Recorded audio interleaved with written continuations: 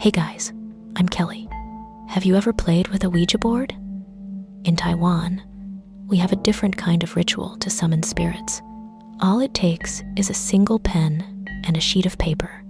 To start, everyone involved must rest their hands on the pen and recite the incantation. We call this ritual the pen spirit calling. Back in college, the most common scene in our dorm at night was a bunch of us huddling together and just talking about nothing. That night, Liz, Ika, and I were bored out of our minds. We were halfway through a movie when Liz suddenly suggested, Hey, why don't we try the pen spirit calling? There are plenty of us here, so it won't be that scary. Ika and I fell silent for a second. Then I laughed it off, thinking it was just some silly game for elementary schoolers. But for some reason, Ika actually agreed. Sure, why not? We've got nothing else to do. The mood shifted. We found paper and a pen. On a blank sheet, we wrote yes and no, drew a cross in the center, and someone even jokingly scribbled questions like, "Are you there?" and "Can you play with us?" To start, Liz and Ika pressed their index fingers against the mechanical pencil. For the first few minutes, nothing happened. We were laughing, making jokes, even playfully nudging the pen to scare each other. It was noisy and lighthearted, not like a paranormal game at all.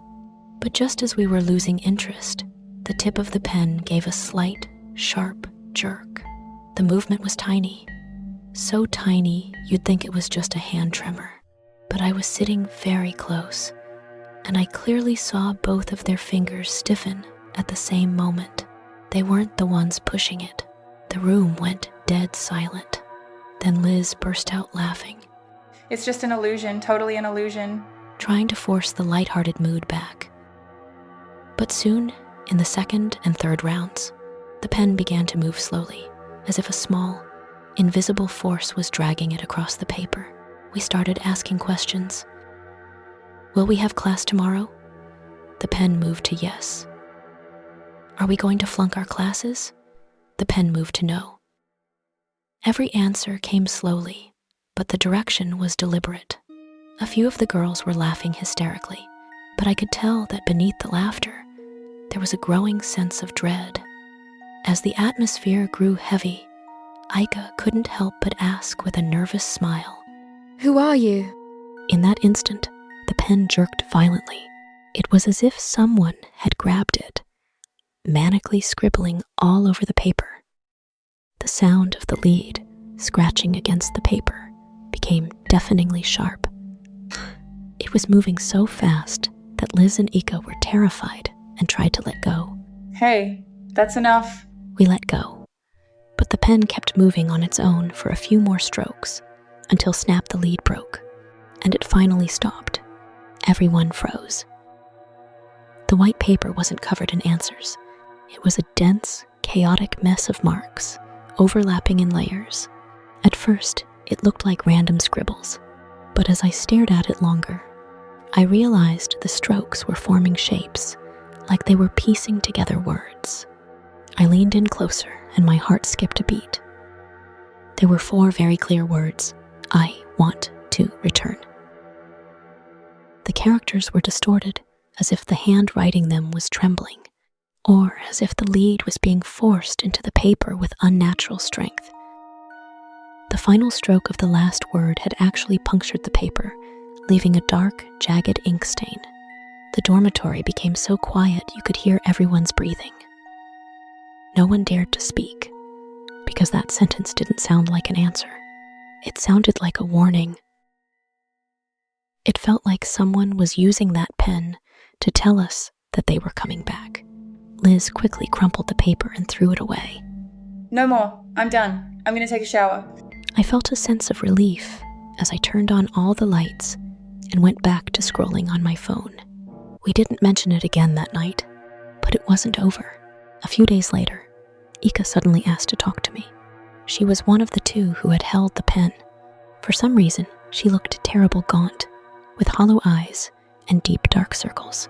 She whispered to me, Kelly, that night, Did you see clearly what was written on that paper? I hesitated, trying to play it down. Wasn't it just random scribbles? She shook her head, her face pale, her voice trembling. Ever since I got back to the room, I've been finding that same handwriting in my textbooks. I didn't write it. It's in every notebook, even on the scrap paper in my drawers. It's everywhere.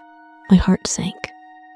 The marks she described were exactly like the "I want to" return I had seen that night. Shortly after that, Ika moved out.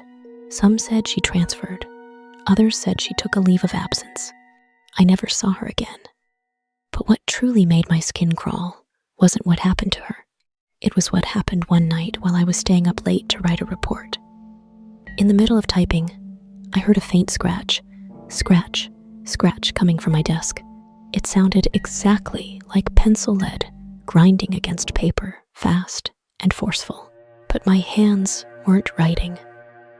There wasn't even a piece of paper open on my desk. The sound lasted for a few seconds before stopping. I looked down and noticed a blank sheet of paper tucked under my desk mat. In the corner, a single word had been scribbled in that same messy, distorted handwriting.